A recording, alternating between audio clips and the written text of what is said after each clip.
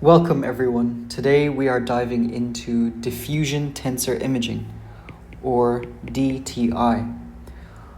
While standard MRI gives us a look at the overall brain structure, DTI allows us to map the actual wiring of the brain by looking at how water moves through it.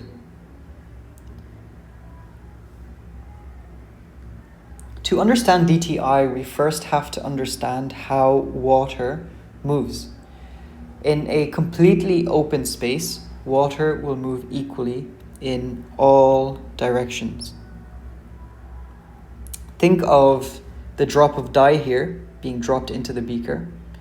It spreads out like a perfect sphere here in all directions, so in a perfect sphere. This is called isotropic diffusion. However, when movement is physically limited in certain directions, such as when it hits this side of this beaker here, it is constrained, so it can only move either, in this case, up or down. This is called anisotropic diffusion because movement is constrained in specific directions. We can apply these principles to the brain's anatomy. In gray matter, which is made of cell bodies, water can diffuse relatively freely in almost all directions, and that makes it mostly isotropic diffusion. There's no constraint on the diffusion's movement. But in white matter, the axons are wrapped in myelin. White matter is myelinated by definition, and myelin is a fatty sheath that surrounds the length of the neuron. These long cylindrical structures constrain the water movement, forcing it to flow only along the length of the axon. This anisotropy is exactly what we measure when we try to find the brain's communication pathways. So just to illustrate a myelinated axon, this is a cross-section of a neuron, and surrounding the neuron here, this is all the myelin.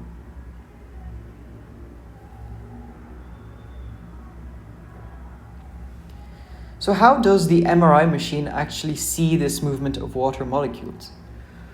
Well, we use something called paired gradient pulses. This consists of two pulses. The first is simply a labeling pulse, and the second pulse is the undo. For static molecules, these cancel out. So it's in one place, so the label and the undo signals cancel out, and that means that the original signal remains strong. But for diffusing molecules, the pulses do not cancel out.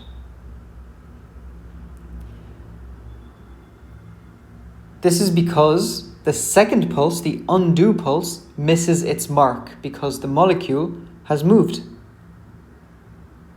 This causes a signal loss. And this is why areas of high diffusion appear as darker voxels on the brain image eventually. And by taking these measurements from many different directions, we can create a 3D appearing image. So a bit about the maths. Behind the images is the maths of what is called tensors. We define water displacement using three directions, technically called eigenvectors, and each eigenvector has an eigenvalue. In an isotropic environment, the eigenvectors are equal in length, and that forms a sphere. So let's say the water molecules were here originally. If one eigenvector is this long, the other one is this long, the other is this long too, and we're assuming here that these are all the same size. So X, Y, and Z. This isn't what they're called, but just for the sake of explanation. If X equals Y equals Z, so if the three eigenvalues are equal, that means that we detect isotropy.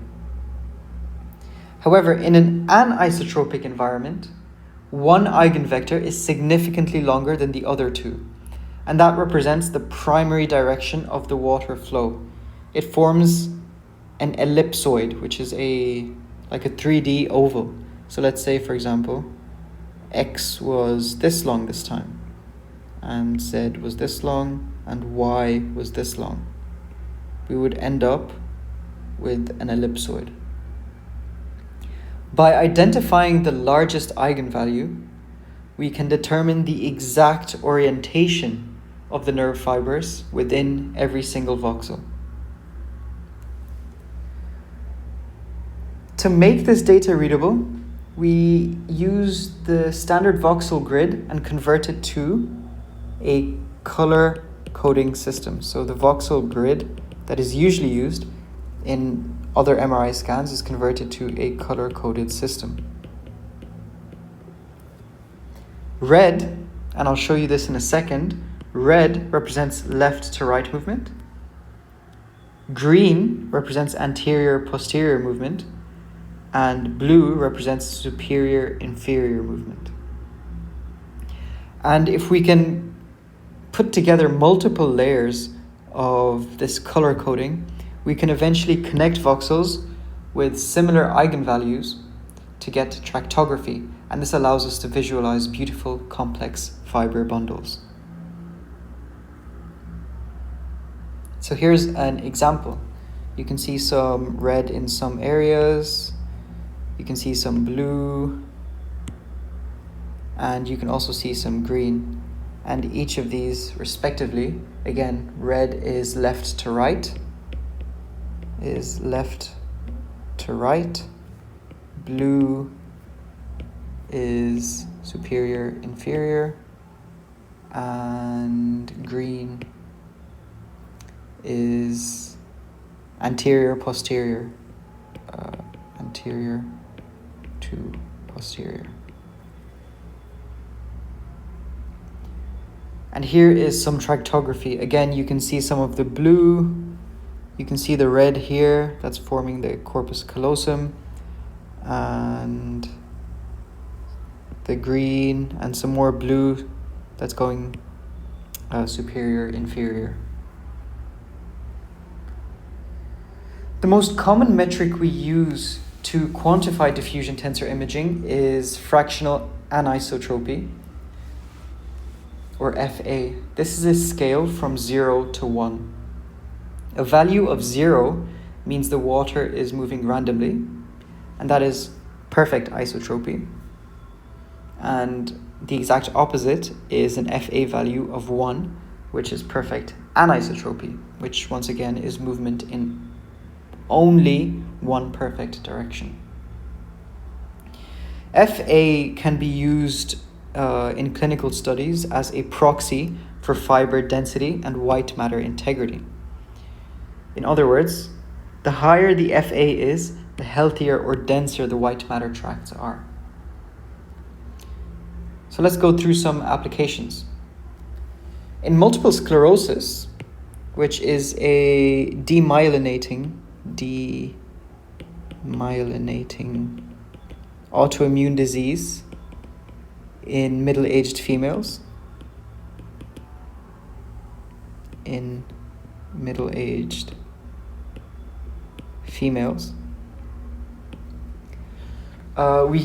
studies have used it to identify reduced white matter integrity in areas like the corpus callosum that we just identified in the tractography that we just saw. And this was done by comparing the FA values between patients and healthy controls. Similarly, in psychiatry, we see that patients with OCD often have FA differences in the midbrain, and that correlates with how severe their symptoms are. Finally, DTI is a literal lifesaver in surgery. For deep brain stimulation, most commonly used in Parkinson's disease, it can confirm that electrodes are placed in the exact fiber tracts needed for treatment. So the correct fiber tracts here, if you would like to read further, are the substantia nigra and the globus pallidus internus. These are very deep down, so you really need to know where you have placed your electrode. It is also used in tumor resection. It allows surgeons to see critical fiber bundles near a tumor. By measuring the distance between the tumor and very important pathways, they can remove the mass to avoid very significant collateral damage during surgery that could be avoided.